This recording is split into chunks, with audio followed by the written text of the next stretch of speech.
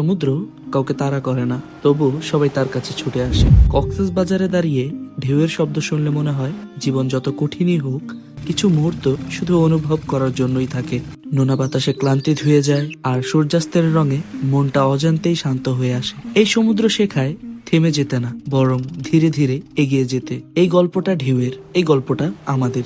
হ্যাঁ, পাহাড়ের গল্প শেষ, কিন্তু যাত্রা শেষ না। এই ভিডিওটা কক্সবাজার নিয়ে। কতটা সুন্দর ছিল এই ট্রিপ, কতটা অপ্রত্যাশিত মুহূর্ত ছিল, আর কেন এই সফরটা আমার জন্য একটু আলাদা, সবকিছু জানতে শুরু করা যাক আমাদের কক্সবাজার জার্নি। বান্দরবন সারাদিন ঘোরাঘুরির পরে আমরা সন্ধ্যার বাসে রওনা করি কক্সবাজারের উদ্দেশ্যে। আমাদের পৌঁছাতে প্রায় রাত 9টা-10টা সামথিং বেজেছিল। তো গিয়েই আমরা ডিরেক্ট হোটেলে এন্ট্রি করে ফেলি। এরপরে আমরা রাতের খাবার খেতে বাইরে চলে যাই। অফিসিয়াল ভাবে পরবর্তী দিন থেকে আমাদের কক্সবাজারের ঘোরাঘুরির পর্ব শুরু হয় বাইক রেন্ট সার্ভিস নেওয়ার মাধ্যমে। আমার গাড়িগুলো ভিডিও করে নেবেন, যেহেতু এগুলো ভাড়া গাড়ি। কন্ডিশন গুলো আপনাকে বলছি। আপনার কোন জায়গা থেকে আসছেন? আমরা ঢাকা মিরপুর 14।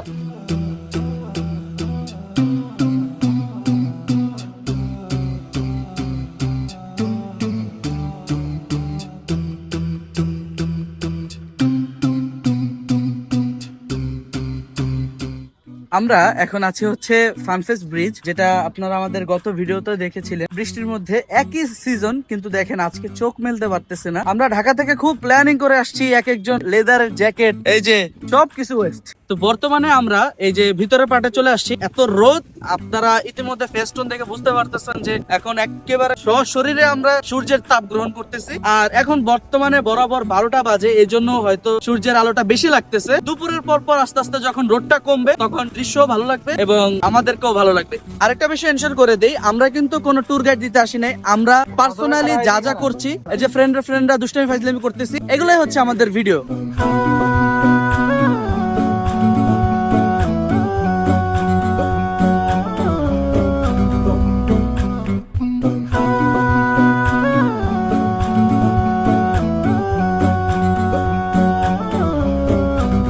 আপনারা যারা আমাদের আগের কক্সবাজারের ভিডিওটা দেখেছিলেন, তারা জানেন আমরা একদম বৃষ্টির সিজনে গিয়েছিলাম। তাই বৃষ্টির কারণে আমরা টেকনাফ পর্যন্ত যেতে পারিনি, কিন্তু আমাদের উদ্দেশ্য ছিল টেকনাফ পর্যন্ত যাওয়ার। মূলত আমরা মেরিন ড্রাইভটা কমপ্লিট করার জন্যই 6 মাসের মাথায় কক্সবাজার গিয়েছিলাম। কিন্তু দুর্ভাগ্যবশত দেশের সার্বিক পরিস্থিতির কথা বিবেচনা করে যারা বাইক রেন্ট সার্ভিস প্রোভাইডাররা ছিল, তারা টেকনাফ পর্যন্ত যেতে দিচ্ছিল না। তো আমরা আমাদের রাইডটা এভাবেই শুরু করি যে আমরা টেকনাফ পর্যন্ত যেতে পারবো না, আস্তে ধীরে আরামসে পাটোয়া টেক পর্যন্ত যাব। তারপর হুট করেই কিভাবে আমাদের টেকনাফ পর্যন্ত যাওয়া হলো, তা আপনারা বাকি বিস্তারিত ভিডিওতে দেখতে পাবেন ইনশাল্লাহ।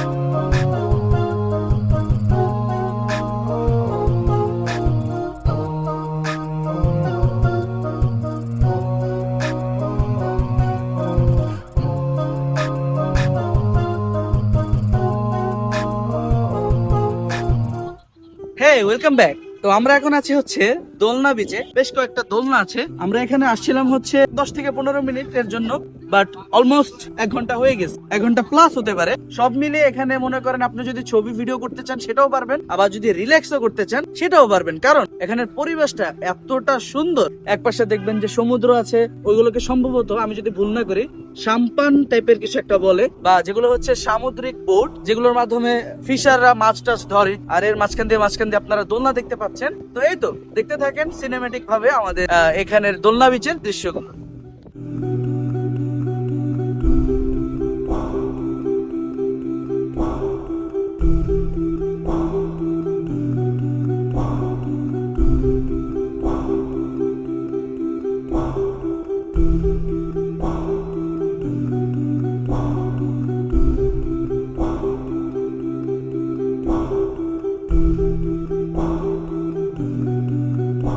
ওকে, তো যেমনটা দেখলেন, দিনের অনেকটা সময় আমরা এই জায়গাগুলোতে অলরেডি অতিক্রম করে ফেলেছি, কারণ আমাদের লাস্ট ডেস্টিনেশন ছিল কিন্তু পাটোয়া টেক। আমাদের কিন্তু কোনোভাবেই উদ্দেশ্য ছিল না টেকনাফ পর্যন্ত যাওয়ার, কারণ যেটা আগেই বলেছি যে দেশের সার্বিক পরিস্থিতি বিবেচনা করে কোনো বাইক রেন্ট সার্ভিস প্রোভাইডাররা টেকনাফ পর্যন্ত যেতে দিচ্ছিল না। কিন্তু পাটোয়া টেক পার হওয়ার পর আমাদের ধারণাটা অনেকটাই ভুল হয়ে যায়। আমরা চলে আসছি হচ্ছে পাটোয়া টেক। পাটোয়া টেকে এসে পৌঁছেছি হচ্ছে প্রায় 3:30টার মতো বাজে। আমরা অনেকটা ধুলাবালির মধ্য দিয়ে এসেছি, কারণ হচ্ছে আপনারা কম বেশ সবাই জানেন যে মেরিন ড্রাইভ রোডের কাজ চলছে। তো যাই হোক, আমরা এখন বাইকগুলো সিরিয়াল ওয়াইজ রেখে দিয়েছি। এখানে আমরা কিছুক্ষণ ফটোশুট করলাম। একটু সবাই ধৈর্য ধরুন, কষ্ট করুন। মেরিন ড্রাইভ পৃথিবীর মধ্যে অন্যতম রাস্তার মধ্যে যে কোনো একটা হয়ে যাবে ইনশাআল্লাহ, আশা করা যায়। এটা পার্সোনালি অনেক দরকার ছিল আমাদের দেশের সৌন্দর্যের জন্য, কারণ শুধু দেশের মানুষ না, কক্সবাজারের প্রতি বছর দেশের বাইরে থেকে অনেক মানুষই আসে। আর আমরা এখন পাটোয়ার টেক থেকে একটু সামনে যাব, চলেন যাই।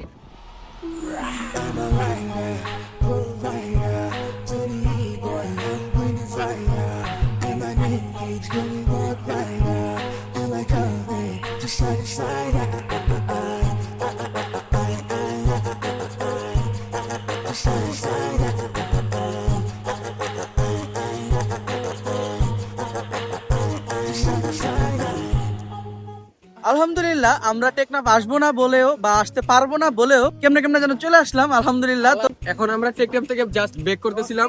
আমাদের হাতে মিনিমাম মনে হয় সর্বোচ্চ 10 মিনিট আছে, এরপর সূর্য অস্ত চলে যাবে। সানসেটটা মিস করবো, তাই এখানে লাস্ট দাঁড়ালাম। এরপর আমাদের ডেস্টিনেশন একদম সোজা কলাতলি। আর আমরা টেকনাফ 0 পয়েন্ট থেকে আর মাত্র 10-15 মিনিটের দূরত্বে আছি। তো এখানে গিয়ে আমরা আবার ব্যাক করবো। আমরা এখনো দুপুরের খাবার খাইনি, দোলনা বিচের ওখানে জাস্ট চা নাস্তা করেছি, ওইটাই। So stay tune. তো এখানে কাহিনীটা কি হলো সেটা আপনাদেরকে এখন বলছি। আমরা পাটোয়ার টেক থেকে আরেকটু সামনে যাওয়ার কথা ছিল, কিন্তু আমরা যখন একটু আগাচ্ছিলাম তখন দেখছি যে কিছু লোকাল রাইডাররা টেকনাফের দিকে যাচ্ছিল এবং অনেক টুরিস্ট আছে যারা দেখছি যে টেকনাফ থেকে ব্যাক করছে। তো আমরা তাদের সাথে ডিসকাস করেছি, কথা বলেছি যে আমরা টেকনাফ যেতে চাই, আপনারা কি গিয়েছেন কিনা বা আপনারা গিয়ে আসলেন, কোনো প্রবলেম হয়েছে কিনা। তো তারা সবাই আমাদেরকে এনশিওর করলো যে কোনো সমস্যা হচ্ছে না। শুধু যারা বাইক রেন্ট সার্ভিস প্রোভাইডিং করছিল তাদের বাইকগুলো আটকে রাখে বিভিন্ন ক্যাম্পে বা বিভিন্ন চেকপোস্টে, এই জন্য মূলত ওনারা মানা করছিল। তবে নিজেরা নিজেদের রিস্কে গেলে কোনো সমস্যা নেই। তো আমরা পথিমধ্যে আর কোনো কথা বাড়াইনি, এই জন্য একদম টেকনাফ গিয়েই আপনাদের সাথে যোগাযোগ করেছি। আর আপনারা এটা ভাববেন না যে আমরা অনুমতি ছাড়াই গিয়েছি, তাদের সাথে কথা বলেই তারপর গিয়েছি। আচ্ছা ঠিক আছে, তাহলে ভাই আমরা দেখলে ব্যাক করে ফেলো ভাই, সমস্যা নেই তো না ভাই, আমরা অনুমতির জন্য ভাই। আচ্ছা ঠিক আছে ভাই। তো মামা কেমন লাগতেছে 0 পয়েন্ট আয়া? কি পরিমাণ স্ট্রাগল করছি এই পর্যন্ত আসতে, যে আসার কথাই ছিল না, আল্লাহর ইচ্ছাতে আমরা এই পর্যন্ত পৌঁছাইতে পারছি। এখন অলরেডি মাগরিবের আজান আপনারা হয়তো বা শুনতে পাচ্ছেন। এখন আমরা রওনা দিব, মাঝখানে আর কোনো ব্রেক হবে না ইনশাআল্লাহ। আপনাদের সাথে ডলফিন মোড় আল্লাহ সুস্থভাবে বাঁচিয়ে রাখলে দেখা হবে। এরপর আমরা আর তেমন কোথাও না দাঁড়িয়ে ডিরেক্ট একেবারে ডলফিন মোড়ে চলে আসি। দেন ডলফিন মোড়ে এসে বাইকগুলো জমা দিয়ে আমরা হোটেলে চলে যাই রেস্টের জন্য। তারপর ঘন্টাখানেক পরে সবার রেস্ট নেওয়া কমপ্লিট হয়ে গেলে আমরা রাতের খাবার খাওয়ার উদ্দেশ্যে বেরিয়ে পড়ি। তো আজকের দিনের এই ছিল মোটামুটি অ্যাক্টিভিটিস গুলো। তো আজকে আমরা আর তেমন কিছু করিনি। খাবারের পরে আমরা সমুদ্রের পাড়ে চলে যাই সময় অতিবাহিত করার জন্য। চলুন আমরা পরবর্তী দিনে চলে যাই। আর পরবর্তী দিনই হচ্ছে আমাদের সর্বশেষ দিন কক্সবাজারে। আজকে হচ্ছে আমাদের এখানে লাস্ট ডে। আমরা সকালবেলা চেক আউট করে বের হয়ে গেছি এবং লবিতে আমাদের কাপড় চোপড় বা লাগেজ গুলো ছিল ওইগুলো রেখে দিয়েছি। এরপর আমরা রওনা দিব। আমাদের সন্ধ্যায় টিকিট কাটা আছে। আমরা ঢাকা থেকে আসতে যতটুকু সুন্দর ছিলাম, অর্ধেক কালা হয়েছি বান্দরবন, এই যে পারফেক্ট এক্সাম্পল, অর্ধেক কালা হয়েছি কালকের মেরিন ড্রাইভে, আর বাকি যা একটু আছে এটা আজকে হয়ে যাবে ইনশাল্লাহ, আশা করি। যেমন কালা বয়েজ এক একটার চিনি না, এরপরে মানে কারো দিকে আর হয়ে গেছে। বয়েজের রায়হানে ডাক দিল ওনা যে রাকিবের মতো, রাকিবে ডাক দিল ওনা যে রায়হানের মতো। এ ভাই মানুষ দেখেন জাস্ট।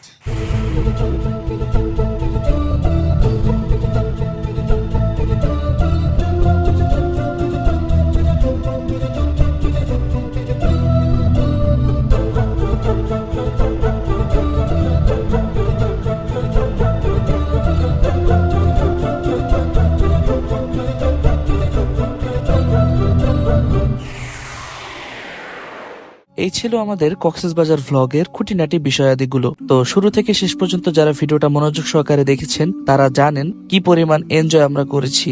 আর হ্যাঁ, ভিডিওটা বানাতে আমাদের অনেক কষ্ট হয়েছে, তাই আপনাদের জায়গা থেকে যতটুকু পারেন আমাদেরকে সাপোর্ট করার চেষ্টা করুন ইনশাল্লাহ। এভাবেই আমাদের বান্দরবন এবং কক্সবাজারের জার্নিটা শেষ হলো। তো পরবর্তীতে ইনশাল্লাহ আরো নতুন নতুন ভিডিও আনার চেষ্টা করব। পবিত্র রমজান মাস চলছে, সবাইকে রমজানের শুভেচ্ছা। আল্লাহ পাক আমাদের সবাইকে এই রমজানের উসিলায় ক্ষমা দান করুন। মহান আল্লাহ তাআলা আপনাদের সবাইকে এবং আমাকে নেক হায়াত দান করুন।